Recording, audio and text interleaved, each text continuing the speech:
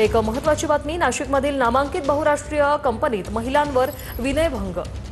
तर 5 आरोपींना 2 दिवसांची पोलीस कोठडीही सुनावण्यात आलेली आहे। एवढंच नाही तर या प्रकरणाची गंभीरता लक्षात घेऊन एसआयटी पथकही स्थापन केले गेले।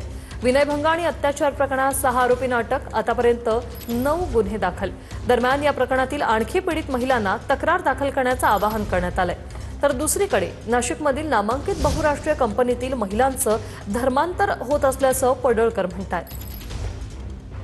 नाशिकमध्ये एक नावाजलेली कंपनी आहे जी इंटरनॅशनल पहिल्या 3-4 कंपन्या ज्या आहेत त्यामध्ये त्या कंपनीचं नाव आहे। मी आता जाणून बुजून नाव त्या कंपनीचं घेत नाही, परंतु अशा एका कंपनीमध्ये हा प्रकार घडलेला आहे। मुलींना टार्गेट करून त्यांचं लैंगिक शोषण करणं, त्यांचं धर्मांतरण करणं, अशा पद्धतीची गंभीर घटना घडलेली आहे। बहुतांश मुली या कंपनीमध्ये वेगवेगळ्या चांगल्या पदावरती काम करत होत्या। टीएल पदावरती जे काही जिहादी प्रवृत्तीची मुलं बसलेली आहेत त्यांनी ठरवून हिंदू मुलींना टार्गेट केलेलं आहे।